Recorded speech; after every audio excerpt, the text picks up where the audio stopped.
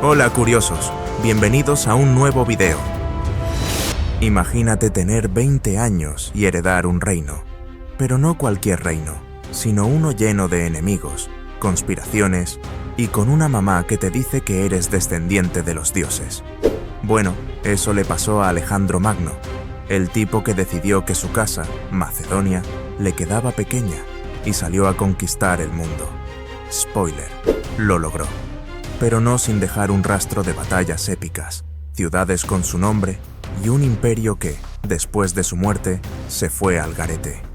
Alejandro nació en el 356 a.C. en Pella, Macedonia, y desde pequeño le metieron en la cabeza que estaba destinado a la grandeza. Su mamá, Olimpia, le decía que era hijo de Zeus, nada de traumas familiares aquí, y su papá, Filipo II, se encargó de convertirlo en un genio militar. Y para rematar, su maestro fue Aristóteles, sí, el mismísimo Aristóteles, quien le enseñó de todo: filosofía, ciencia y, por supuesto, cómo creerse el protagonista de la Ilíada. Alejandro idolatraba tanto a Aquiles que hasta dormía con una copia del libro debajo de la almohada. A los 18 años ya estaba dirigiendo tropas y en la batalla de Queronea se lució tanto que su papá debió pensar: este chaval me va a quitar el trabajo. Pero no fue Alejandro quien lo quitó, sino una puñalada por la espalda, literalmente.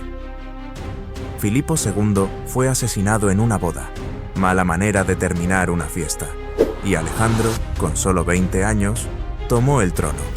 Ser rey joven no es tan cool cuando tienes un montón de nobles y generales queriendo quitarte del medio. Alejandro solucionó esto a la antigua usanza macedonia, eliminando a sus rivales. Luego, los griegos intentaron rebelarse, y él respondió con amor y diplomacia. Mentira, destruyó Tebas hasta los cimientos y dejó claro quién mandaba. Con Grecia bajo control, miró hacia Persia, el imperio más grande del momento. ¿Por qué? Porque Alejandro no hacía nada a medias. En el 334 a.C., cruzó el Helesponto con su ejército y empezó su tour de batallas épicas. La primera parada fue el río Gránico, donde destrozó a los sátrapas persas. Luego vino la gran pelea con el jefe final, el rey Darío III en la batalla de Isos, 333 a.C. Darío tenía más soldados, pero Alejandro tenía una táctica mejor y un ejército que le adoraba. Resultado: Darío huyó y dejó atrás su oro, su familia y su dignidad. Después de Isos, Alejandro decidió que lo de ser solo rey de Macedonia era poco.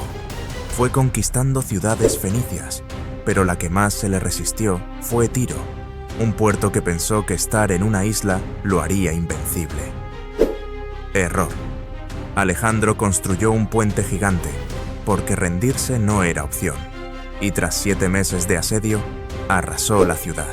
Luego se fue a Egipto, donde lo recibieron como un libertador y lo hicieron faraón. Allí fundó Alejandría, porque si hay algo que le gustaba más que ganar batallas, era ponerle su nombre a las ciudades. Con el ego a tope, Alejandro se lanzó a la conquista final, el corazón del imperio persa. En el 331 a.C., en la batalla de Gaugamela, Darío III reunió su último gran ejército.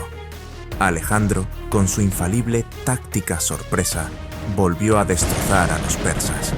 Darío volvió a huir, pero esta vez sus propios generales lo asesinaron antes de que Alejandro pudiera hacerlo. Conclusión: Alejandro se autoproclamó rey de Asia y entró triunfalmente en Babilonia, Susa y Persépolis. Ah, y por si no quedaba claro quién mandaba, incendió el palacio de Jerjes. Alejandro tenía el imperio persa en el bolsillo, pero eso no le bastaba. Como buen adicto a la conquista, siguió avanzando hacia el este, cruzando montañas, desiertos y enfrentando climas extremos. Llegó hasta la India, donde en el 326 a.C. luchó contra el rey Poros en la batalla de Lidaspes. Esta vez, el desafío fue mayor, porque Poros tenía elefantes de guerra, pero Alejandro, en modo esto no me detiene, ganó la batalla e incluso le devolvió su reino a Poros, porque le cayó bien. El problema es que su ejército ya estaba hasta el cuello de tanto pelear. Después de más de 10 años de guerra, sus soldados dijeron: «Ya basta, queremos ir a casa». Alejandro intentó convencerlos, pero al final tuvo que aceptar la retirada. Regresaron por el peor camino posible, el desierto de Gedrosia, donde muchos murieron de hambre y sed. No fue su mejor decisión. De vuelta en Babilonia, Alejandro tenía planes de seguir conquistando, pero su salud tenía otros planes. En el 323 a.C., cayó enfermo y murió con solo 32 años. ¿La causa? Nadie lo sabe con certeza. Pudo haber sido fiebre tifoidea, malaria o incluso envenenamiento. Lo único claro es que, cuando le preguntaron quién heredaría su imperio, dijo: «Al más fuerte». Como era de esperar, sus generales interpretaron esto como: «Vamos a matarnos entre nosotros». Y así comenzó una serie de guerras que destruyeron su imperio.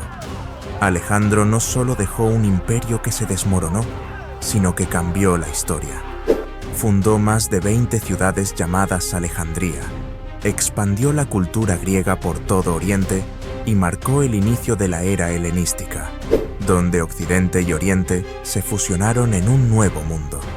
Inspiró a líderes como Julio César y Napoleón, y su legado sigue vivo hasta hoy. Alejandro Magno no fue solo un conquistador, fue un mito, una leyenda, y el tipo con más ciudades, con su nombre en la historia. Si te gustó este viaje en el tiempo, no olvides darle like, suscribirte y activar la campanita para más historias épicas. Hasta la próxima.